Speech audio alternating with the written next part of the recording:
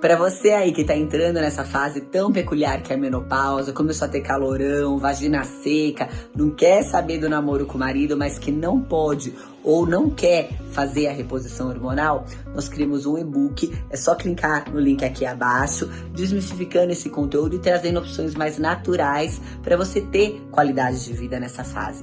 A gente sabe que mais da metade da sua vida vai ser na pós-menopausa e a gente tem que sim tirar a condição para passar bem por essa fase.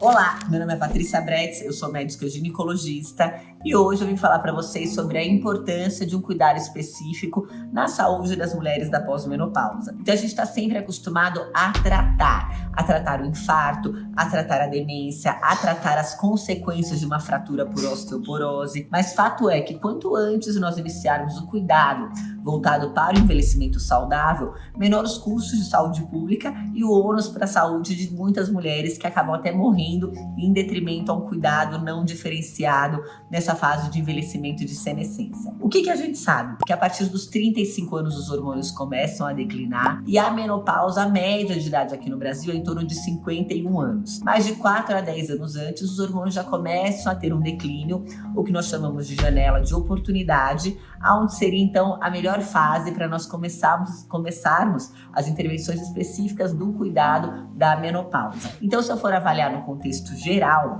10% da população tem demência e eu consigo reduzir consideravelmente a incidência de Alzheimer, que é a principal causa de demência em mulheres, bem como uma melhora de humor, melhora do calor, e é sabido que toda vez que eu tenho calor eu tenho perda de memória, melhora do sono, eu deixo essa mulher mais produtiva, fazendo uma reposição hormonal oportuna. Mais de 70% das mulheres têm ondas de calor na menopausa, mas infelizmente menos da metade delas, eu diria em torno de 20, 30%, chegam a ter acesso a um tratamento específico na menopausa. Se a gente for procurar alguém que tenha um olhar voltado para isso, um profissional da área da saúde, a incidência cai menos ainda, lembrando que atividade física já pode ser um cuidado, alimentação já pode ser um cuidado, inclusive para a saúde neurológica dessas mulheres. Quando eu penso em saúde cardiovascular, que é a principal causa de morte na pós-menopausa, a incidência de infarto, uma vez que esses hormônios começam a declinar, aumenta em mais de 10 vezes, tá?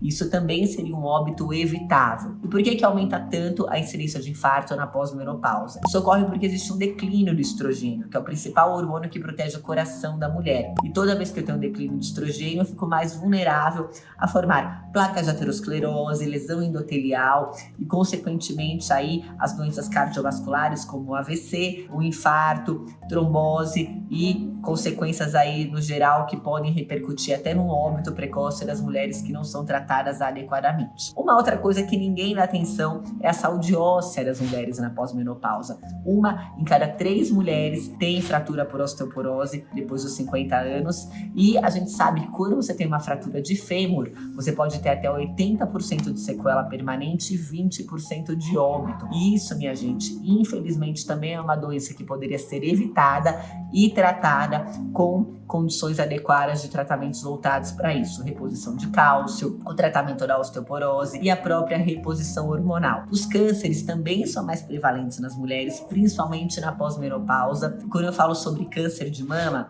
1 em cada 8 mulheres aos 80 anos terá câncer de mama. E hoje a gente questiona o papel de um tratamento adequado e pensando na reposição hormonal, se de fato incrementaria a incidência de câncer ou não. Então, o que se sabe? Que isoladamente a obesidade, o consumo de álcool, o sedentarismo, eles podem ser fatores de risco até mais importantes do que a reposição hormonal. E lembrando que quando falamos sobre reposição hormonal, nós que estamos habituados a trabalhar com isso, e eu que tenho a minha visão de oncologista, então depois de eu ter feito a residência de ginecologia, eu fui fazer oncologia ginecológica e o que eu ouvia lá no Hospital do Câncer era a seguinte frase: doutora, eu prefiro morrer a continuar com esses sintomas da menopausa.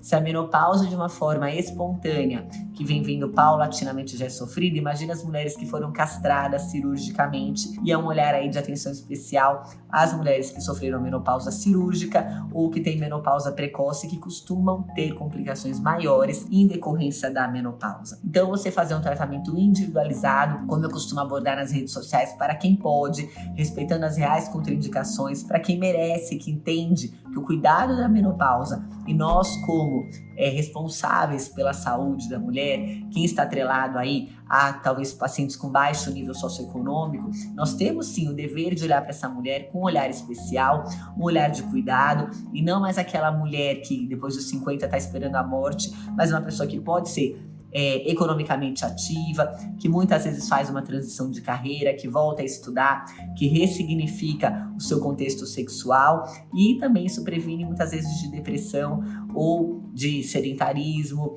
e outras coisas que causam trazendo um ônus maior para o Estado do que colocar essa mulher em situações de ser ativa, de ter vida e ter qualidade de vida. Hoje a gente sabe que nós vamos envelhecer e de cada cinco pessoas, 2 a 3 têm potencial de chegar nos 100 anos. E a questão é como nós chegaremos nessa faixa etária, se é com independência física, se é com qualidade de vida ou se é acamado, dependente, depressivo, doente, que é uma situação aí que muitas vezes pode ser evitada.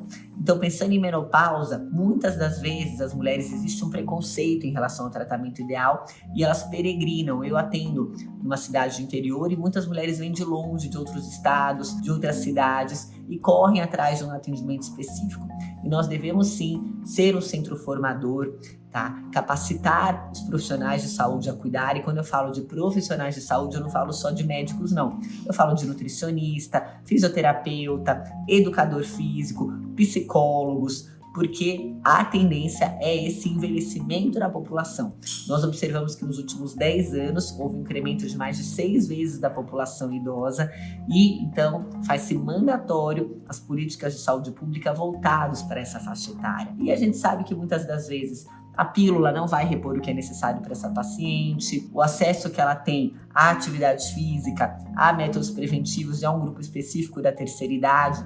Lembrando que um convívio social de qualidade é a melhor forma de manter a saúde neurológica das nossas pacientes na pós-menopausa. Toda uma ciência que tem se criado e por que não dar o acesso a tantas mulheres que estão aí sofrendo muito com alteração na qualidade de vida, adoecendo e morrendo precocemente porque não receberam um olhar diferenciado, um olhar humano, um olhar técnico para essa fase tão específica, tão especial que é da vida da mulher. Então a menopausa, ela já acontece paulatinamente a partir dos 35 anos e hoje são 3 fases da menopausa. A fase 1, quando começa a ter um declínio hormonal, que seria aí 35 ou 40 a mais. A fase 2 é depois de um ano inteiro sem menstruar. E a fase 3 é depois de 5 a 10 anos da menopausa, que a gente chama de menopausa tardia. E aí, cada fase tem um tipo de intervenção, um tipo de hormônio que pode ser utilizado e um cuidado diferenciado em relação à prevenção ou a cuidados de doenças. Mas a gente sabe que se você deixar virar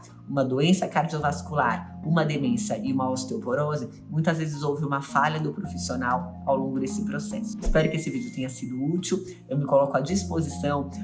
O meu Instagram é @DRA_PatriciaBretz. Nós também temos um canal no YouTube, porque a nossa missão é tentar levar informação de qualidade, com ética, para tantas mulheres aí que acham que estão loucas, que não amam mais o marido, ou que estão realmente muito doentes, não dormem, alteração de humor, e o que elas têm é só uma menopausa que não foi conduzida e não foi tratada adequadamente.